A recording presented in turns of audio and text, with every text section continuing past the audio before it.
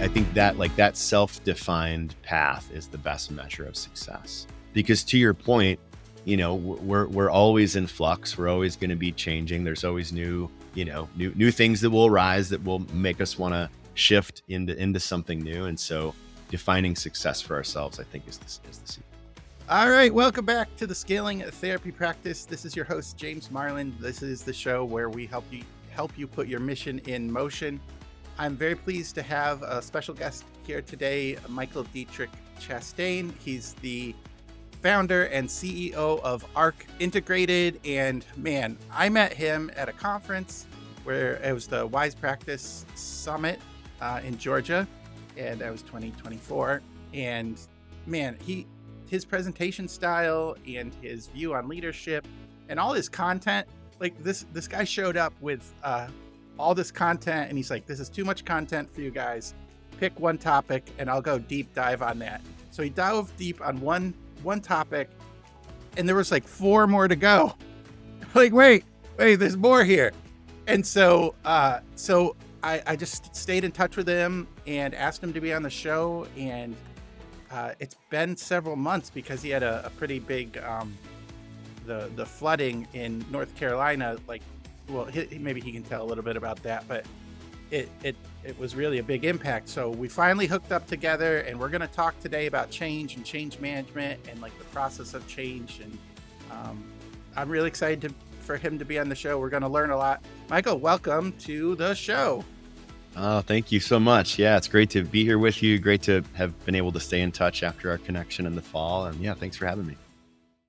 Just to get us up to speed before we start talking about change and change management, maybe tell us a little bit about what's going on with you recently. Maybe, talk just about like where your family is in the flood. Sure. Yeah. Thank you, James. Well, yeah, thanks for asking about the flood. Asheville, North Carolina, and all of Western North Carolina got hit real bad, as many folks know, from Hurricane Helene. And there's still many parts of the city that are in recovery and will be for the next couple of years, probably. Thankfully, my family and I evacuated and were able to come back, and our house took on limited damage. We've since been able to repair it. And we, compared to many others, are very, very fortunate. And so, my heart goes out to so many families and small communities here in Western North Carolina. But I will say this, one of the things in watching this whole process is the amount of humanity that came forward. And this is an interesting connection to change as well. When there is a crisis or there's, some kind of disaster that happens, which I've never seen firsthand as far as being involved in a natural disaster. But what I saw happen in our community is just this rallying of how can we be supportive? What are creative ways we can bring resources to one another? How can we help our neighbors or your strangers in front of us get the supplies that they need or the resources that they're desperately searching for? And so I just saw all of this kind of uplifting spirit come forward that I hope is a representation of what happens in many disasters. And so that was definitely a silver lining. I've never experienced anything like that. You said some parts of the city were out of water for 6, 7, 8 weeks. Yeah.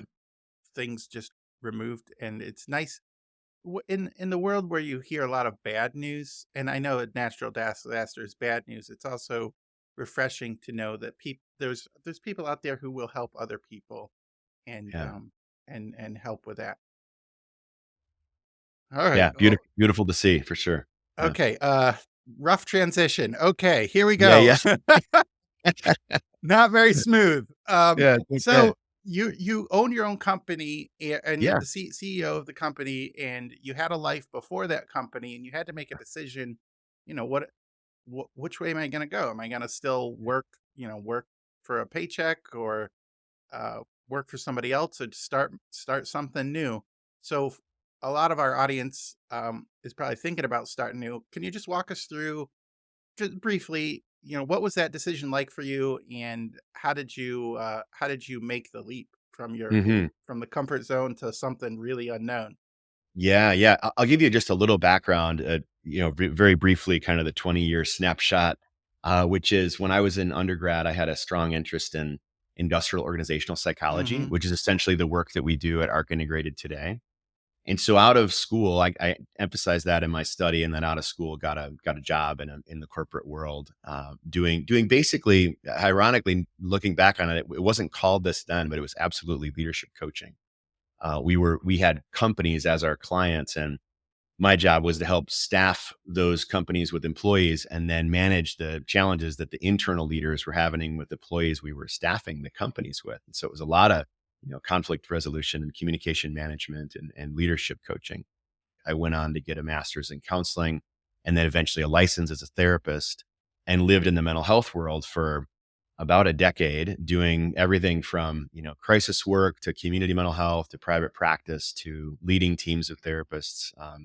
It was awesome, wonderful, wonderful experience. I learned a ton.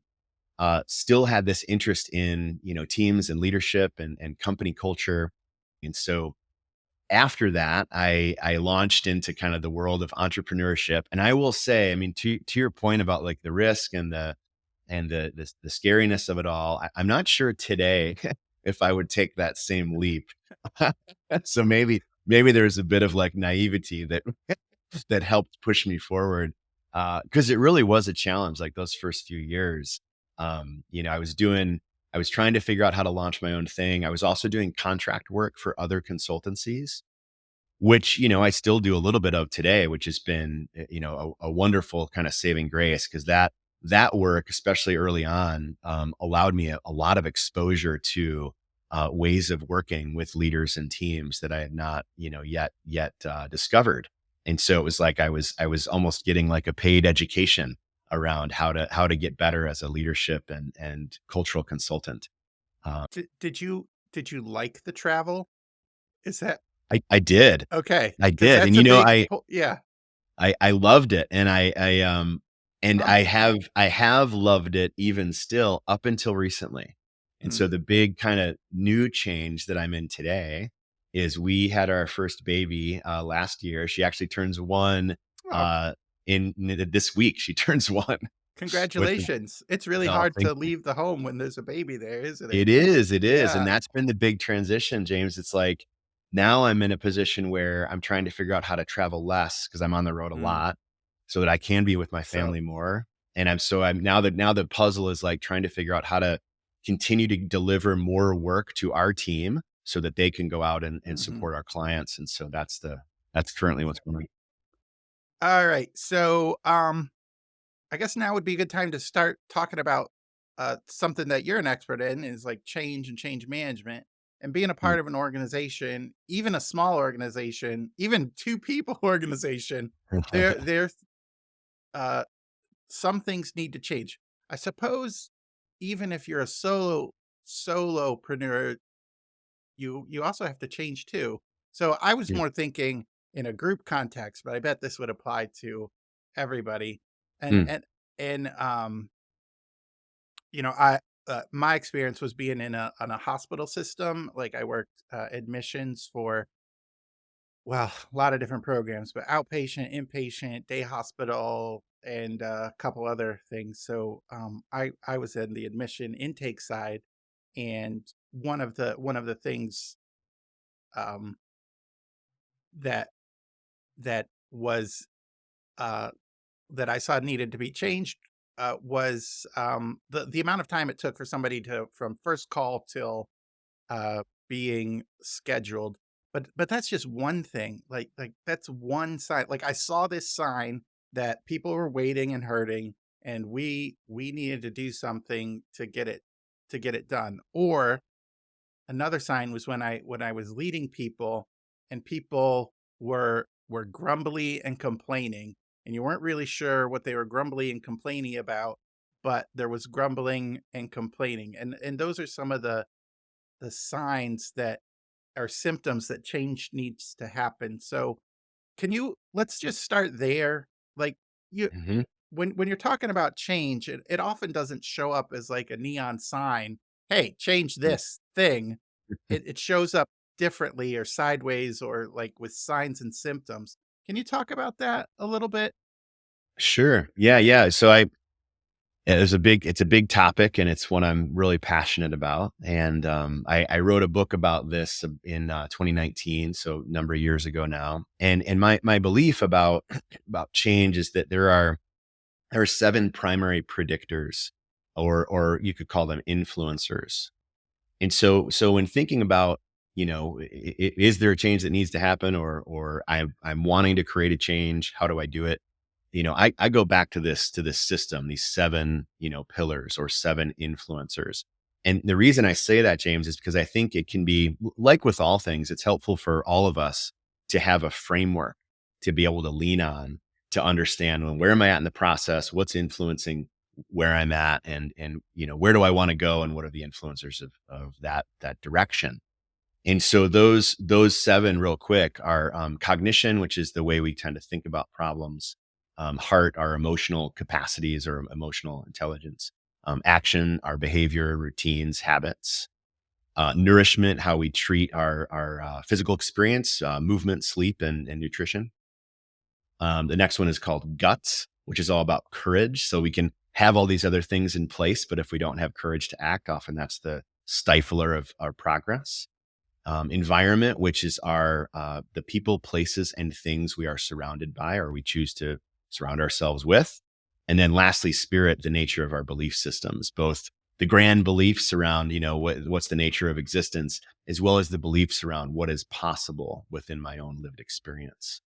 And so those seven, they're big categories, but my argument is that no matter the change, there is one or two or maybe three of those that are radically influencing the progress or stagnation of that change. As I was talking about signs and symptoms, each category probably has different signs and symptoms Yeah, you can point to. So exactly. do you have an example of a sign or symptom from one of the categories? Sure. Yeah, and it's funny. I was with a group just a few weeks ago, and this similar question came up, and we were talking about, like, what are the, like, I'm wanting to make a change, like, in my personal life, as someone's example was, and Hmm. they're like, what are the things I need to be aware of? And the category that I gave them, that I think is the one that maybe is hardest to see, or maybe difficult to consider as a self-reflection activity, is environment. And I say that because oftentimes the people we're around, or the places that we're in, or even the spaces we spend on our time online, are often keeping us in a stuck position. So whatever the change might be, our environment is keeping us where we currently are. And so it oftentimes requires, if we have a radical change that we're trying to make, we need to surround ourselves with people, places, and things that are more congruent with that new state that we're trying to get to. And that can be a difficult, a difficult shift to make, because oftentimes it's accompanied with perhaps some loss, Hmm. or some adjustment of boundaries, or adjustment of, new relationships perhaps. And so that's one example.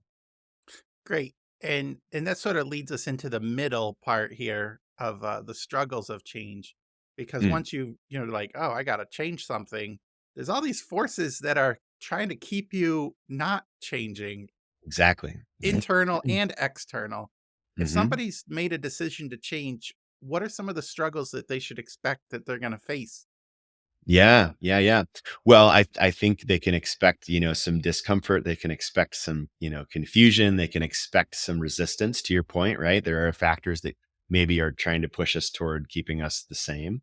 The thing that I would say is, like, the helpful tool to keep us in the right direction is to really clearly define, what does success look like, so that we have, like, something that we can see on the horizon that we're moving towards. Because I think without that, it's easy to get kind of sucked back into old ways of being, or old relationships, or old habits, or old beliefs. You go back to these seven categories. Yeah, I can think of there are changes that I've wanted to make in work and planning. Let's just say I've tried several times to move to like ClickUp or some other project management tool, Mm, right? okay. Yep. And they're not terribly difficult, but it's new to me. And so what do I end up going back to do when I'm like rushed for time or Yeah. I'm not exactly sure how to do it? I'll go back to a spreadsheet or a piece of Mhm. paper or Mhm. something that's not my ideal way of doing things, but it's comfortable. Like I can Sure. do it. I feel successful. And this Sure. others I love ClickUp, by the way. It just I struggled to learn all its features, but, Yeah. anyways, does that make sense? Is that It like does. comparable to change and the problem of change? It does, yeah. Can I give you a like, tie Yeah. in these categories into what you're Mhm. describing? So, I'll use 2 of them. So 2 of the 7 categories I just mentioned. One is cognition. So, cognition is about how we think about problems or challenges. So, my invitation to you could be, in this case, is to really clearly define out, like, what are all the advantages and what is this amazing new state that's gonna exist Mm. when ClickUp is embodied, like, or when Yeah. it's when you have it in action. Automation and smooth Yeah. process, and I can Yep. share it with people, and I can build a team, like, yeah, Yeah. there's So a ton of yeah, advantages for a project management system. that's amazing. So I would suggest you wanna write all that out and have it clearly defined, like, on and in whatever way you do that, in a Mhm. journal or a spreadsheet or whatever, but really. On a scrap of paper that I'm gonna lose. Yeah, yeah, yeah, right. Somewhere no, somewhere where it can stay top of mind, right? So that's kinda changing the way you think about the problem. So that's cognition. Next, I'm gonna go to environment, which again is the people, places, and things we're surrounded Mhm. by. So in this case, James, what I would suggest is that you bring in some accountability partner Mhm. to hold you to keeping this change in action. And I say in action because this is a great example of it's probably not something you're going to like flip a switch on and it's done the next day. It's going to be a process to move things over, but having accountability or someone in the environment that can keep you to the change that you're saying you want is a way to kind of ensure that sure that you'll get there. And so those are just two, again, cognition and environment, two examples of, in this case, how to perhaps influence success on this change you're describing. Oh, so there's a lot of levers. That's your framework's kind of layered here because there's levers to ensure success too. Correct. Yeah, you could think about each category as a lever or an influencer. That's great. Yeah. Uh, so how do you know? Like, you're never done changing, right? hmm I mean, but how do you know when you're successful? I Mm. suppose it goes back to. Well, I'll let you answer that. But how do you know when you're successful? Yeah, yeah. I think it goes back to that pre-definition of saying, okay, what is the measure of success here? What is the targeted new state I want to be or I want to experience or I want to see in my life? I think that like that self-defined path is the best measure of success. Because to your point, we're always in flux. We're always going to be changing. There's always new things that will arise that will make us want to shift into something new. And so defining success for ourselves, I think is the secret. I think that might be some of the key things missing when people make a change. They're just like, I need to make a change, and they make a change, but they don't define what the end result looks like. And it's not really Exactly. motivating to struggle for weeks or months making a Yeah. change without Yeah. Yeah. having the clear end goal in mind. Like that end goal is really powerful, isn't it? It is. Yeah, I would actually say that without it, the struggle will maintain, or Mm. we'll dismiss it. We'll say, "Oh, this isn't working," or "This I don't want to do this anymore," or "This isn't worth it." Right? Yeah, that's really good. The you're speaking a lot to entrepreneurs here, though, because like a lot of times they will, take jump out of that comfort zone, try something new, and then it's really difficult. Like we were Yeah. talking, I don't remember if we were Yeah. talking in the show or before the show. Sometimes these, jumping from a paycheck to entrepreneurship is like the biggest struggle of your life, and you Yeah. didn't expect it. Correct. Yeah. Like, Yeah. "Oh, I got this idea and product, and I people will love me, and I've already sold 1 or whatever, and that means I'm gonna sell 1,000 or what." It just doesn't work the way Yeah. we think it is in our mind. Yeah. I mean, I think entrepreneurship is the one of the best self-development exercises available to us as humans. Yeah, because it forces if you're willing to stick with it, it forces all of us that take that path to really look at all of our, our beliefs, our relationships, our attachments, our, all our confidence, like a thousand other things. Great. Man, we could probably talk a lot more about change, but Yeah. I wanted to sort of give you an opportunity to share your resources on change and tell people where they can find you to learn more about change and change management. Sure. Yeah. You can go to our website, which is arcintegrated.com. We work with organizations, typically in the space of healthcare, tech, and service-based businesses. And you can read all about us there. If you want a free playbook around change management, you can go to arcintegrated.com/free. And there's a download with a bunch of goodies, including an audiobook from the book I wrote and a workbook around these 7 influencers and a handful of other things. Wonderful. Yeah, I'd recommend go get that resource on change management. We're all in the process of change, so you're either going to need this now or you're going to need it a little bit later. But you're going to have Yeah. it from Michael. So, hey, thanks so much for being on the show. I really appreciate our conversation, and thanks for the work you do with leaders in change management. No, you're very welcome. Thanks for having me, James. A pleasure to see you again. All right, listeners, you've heard it. You're always going to be changing, but now maybe you're a little more informed about what are the things that the signs, symptoms, and definition of success for change. I love it. It gave me a lot to think about. I might try ClickUp again if I identify why I'm really doing it and what I can get out of it. Okay, thanks for listening. It's now time to go put your mission in motion.